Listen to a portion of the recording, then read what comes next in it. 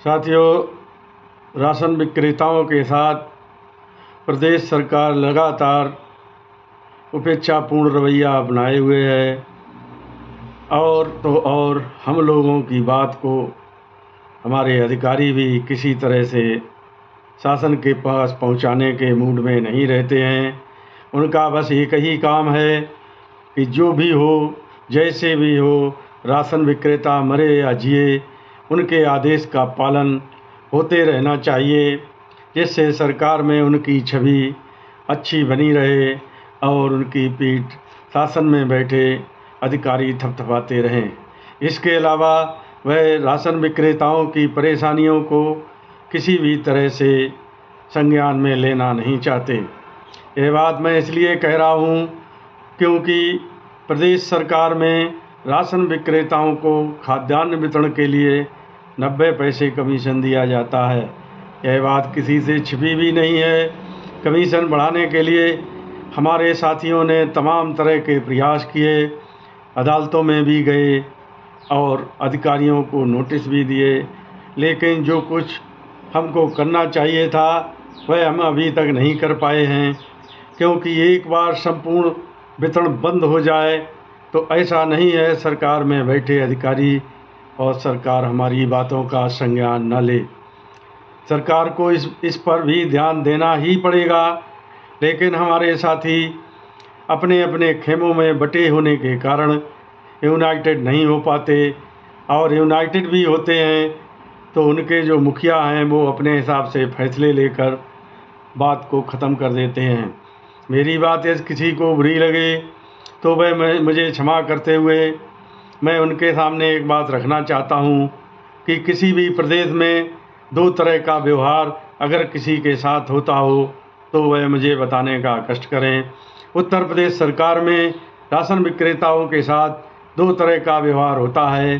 पहला यह है कि हम खाद्यान्न वितरण करते हैं, उस पर हमको 90 पैसे कमीशन मिलता है। दूसरी ओर इसी प्रदेश सरकार की चीनी जो हर तीसरे माह हम वितरण करते हैं, उस पर हमको 70 पैसे ही कमीशन दिया जाता है। ऐसा हमारे साथ उपेक्षापूर्ण व्यवहार क्यों? अगर हमको खाद्यान्न पर 90 पैसे कमीशन मिलता है तो हमको चीनी पर भी 90 पैसे कमीशन मिलना चाहिए, चाहे वह चीनी हम पर 10 किलो बंटवाएँ या 10 कुंटल, लेकिन कमीशन हमें समान मिलना चाहिए।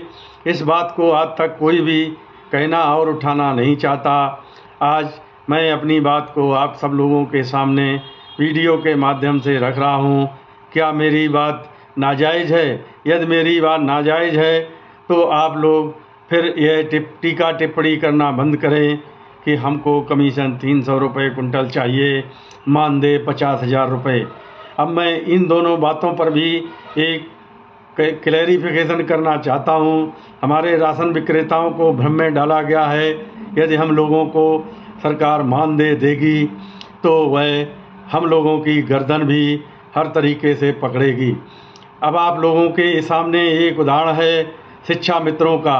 प्रदेश भर में शिक्षा मित्रों ने स्ट्राइक की, अदालत भी कहे, लेकिन उनको मानदेय के रूप में 10,000 रुपये महीने से ज़्यादा 1 रुपया भी नहीं दिया जाता। दूसरी ओर उन पर नियम और कानून की तलवारें लटकी हैं कि यदि जब भी वह 60 वर्ष के हो जाएंगे उनकी सेवाएं समाप्त करके दूसरे को मौका दिया जाएगा। हम लोग अभी कमीशन बेस पर काम कर रहे हैं, इसलिए हम लोगों की इच्छा के विरुद्ध ही किसी दूसरे को दुकान दी जा सकती है। यदि हमारे साथ कोई दुर्घटना होती है तो उत्तराधिकार के रूप में हम लोगों के परिवार को यह राशन की दुकान दे दी जाती है ताकि भरण पोषण होता रहे। दूसरी चीज़ ये है कि हम लोगों को कमीशन बढ़ाना चाहिए, इस पर किसी को कोई आपत्ति नहीं है, लेकिन हम कमीशन बढ़ोतरी की बात करें। अन्य समस्याएं भी हम लोगों के पास बहुत हैं, उन पर भी हमें ध्यान देना चाहिए। जैसे कि शासन ने आज से 2-3 साल पहले एक आदेश किया था कि 2001 से 2020 तक का जो एमडीएम का भाड़ा पल्लेदारी है और कमीशन व राशन विक्रेताओं को शीघ्र ही भुगतान कराया जाए। आज तक मुझे नहीं मालूम प्रदेश भर में 75 ज़िले हैं, किसी भी ज़िले का संपूर्ण भुगतान हो पाया हो। उसमें कुर्सियों पर बैठे अधिकारी एक अड़ंगा लगा देते हैं, कहते हैं कि आप बिल बना कर दीजिए। जब हम बिल बना कर देते हैं तब वो कहते हैं इसका प्रूफ लेके आइए। अब मैंने उनसे जब कहा कि प्रूफ तो आपके पास है, खाद्यान्न तो आपने हमको उठा कर दिया, हम तो उसको उठाकर वहाँ गंतव्य स्थान तक पहुँचाया है, हम प्रूफ कहाँ से आपको देंगे। तभी वह मौन साध लेते हैं और हम लोगों का कमीशन का भुगतान आज तक लटका हुआ है। कोई भी इस विषय पर भी बात करने को तैयार नहीं है।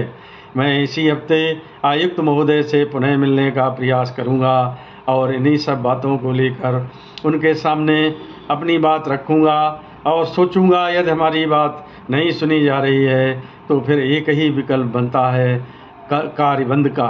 यदि आप लोग सभी सहमत हों और आप खेमेबाजी को दूर करके या आपके खेमे के जो मुखिया हों उनको तैयार करें तो क्यों न एक बार आर पार का फिर से आंदोलन शुरू कर दिया जाए। जय हिंद, जय भारत, नमस्कार।